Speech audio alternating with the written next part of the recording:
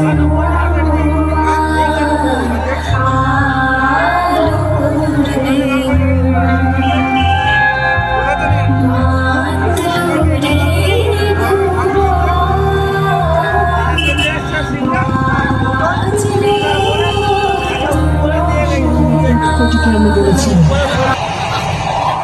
থেকে ঠিক 40 রাক্ষস স্মৃতি পর তোমার সামনে এসে দাঁড়াবে কিরণমালা।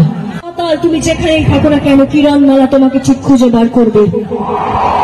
কিরণমালার জন্ম হয়েছিল সমস্ত রাক্ষসকে নিধন করার জন্য, সমস্ত মানুষগুলিকে রক্ষা করার জন্য।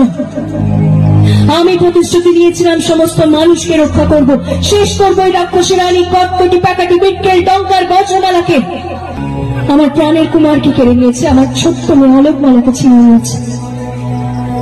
কিন্তু আমি জানতাম আমি একদিন ঠিক পারবই ওই রাক্ষসী রানী কটকটিকে শেষ। মালা সবাই পাতালপুরীতে